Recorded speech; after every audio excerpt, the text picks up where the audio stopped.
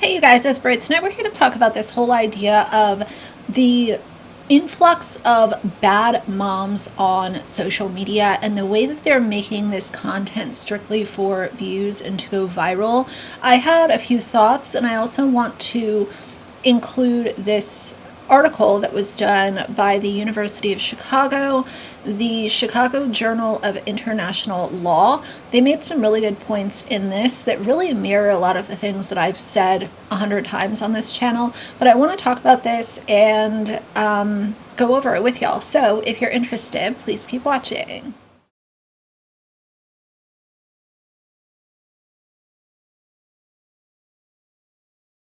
All right, you guys, so if you haven't been around my channel for very long, I've been covering family vlogger stuff since 2020. It's been a really long time that I've covered this very specific genre of content creators and kind of the red flags, the issues, the less serious drama side of things, and said many different criticisms that I've had towards these parents and or caregivers.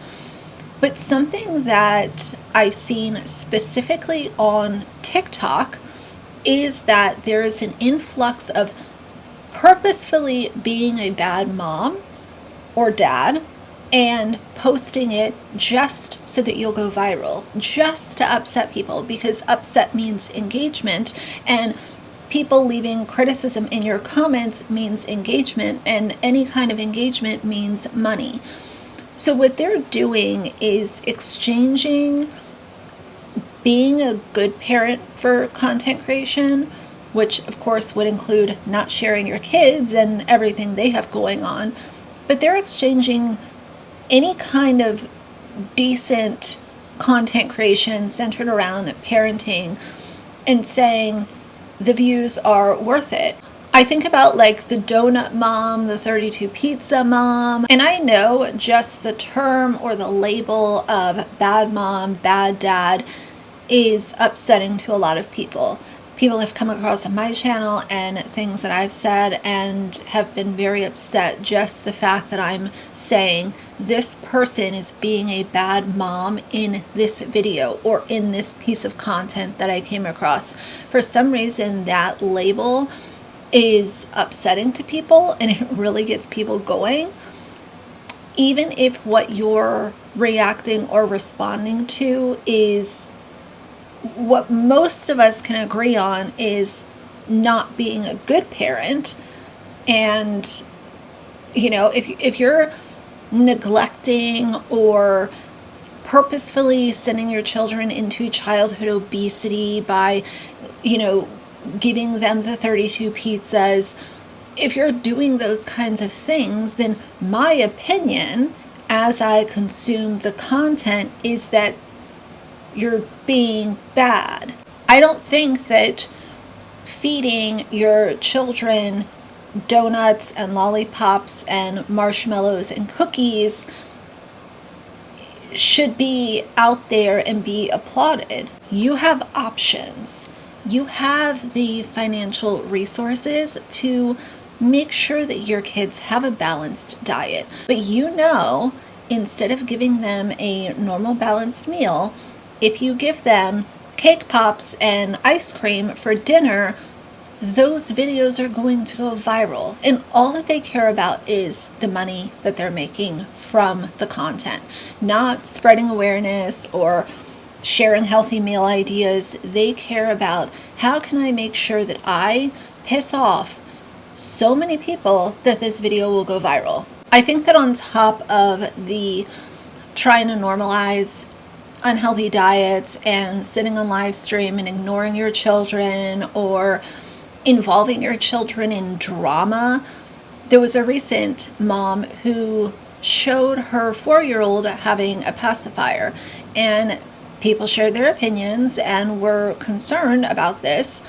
And instead of responding to it on her own, because she is an adult, she sat her 4-year-old child up in front of the camera and had her daughter talk to the camera and respond to criticism. A literal 4-year-old. Hey y'all, if you have not seen this video, buckle up because it is something and we are watching the spawn of yet another family vlogger. If you don't recognize her, you probably recognize this video where she opens up the homeschool, the little girl going to school standing here with the pacifier in her mouth. That's not even what this whole thing's about. It's about that first clip I showed you. She props this little girl up for all of the internet to see and reads the comments that people have said about her and her pacifier and forces her to answer questions while her other children are in the background chiming in on this. I'll show a little bit of it, but I'm not going to show that little girl's face. I don't put kids on the internet. Okay, so for those of you that keep still blowing up this whole pacifier thing with her yesterday, which whatever, thank She's you right for there. the comments, because any comments are good comments, right? We're going to show you how well educated this child is. She just turned 4, and I can guarantee you she talks better than most 30-year-olds on this app, even with a passy in her mouth, and how well she speaks, okay? Since some of you are so concerned about how it's going to delay her speech and all this other stuff, even though I really don't care. Any comments are good comments? No. When it comes to the algorithm, I know people want to go viral. I know people want to make money. This is a great app to make money. When it comes to children, any comments are not great comments.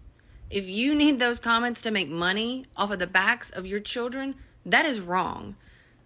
And don't even get me started. She has a whole other video. She's so busy about these hate comments. She doesn't even see the baby holding the can of dip. This baby. Girl. Children are not content, guys. They are not. Family vlogs shouldn't be a thing.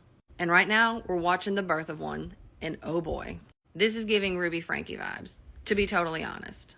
You should not care more about the algorithm and proving people wrong about these binky comments than the own mental well-being of your child sitting on your lap. In case it has to be said, we do not read comments that people leave on the internet about our children to them. You are supposed to be the one protecting them. Because I know she goes on and say, oh, people shouldn't be leaving these comments. Girl, you shouldn't be saying them to your child's face. And also, most of them were out of concern. And on top of the things that I've already listed, let's also talk about how there's also this genre of family vlogs where people are showing extremely filthy and unsanitary living conditions, where they have their children living in these conditions, and they'll show it and they'll, edit it and post it.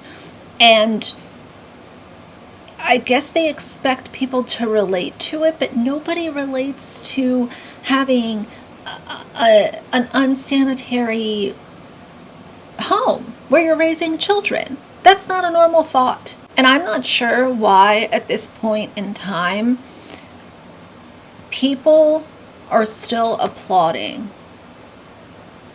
parents like this. I'm not talking about, oh, well, I watched their video to give criticism or I left a comment with criticism. No, I'm talking about the people that watch the videos in support of these parents. And I think those are the people that really need to just completely get off the internet. Because if you're consuming content like that and you're leaving a bunch of heart emojis and saying, oh, you got this, you're doing great, what is wrong with you?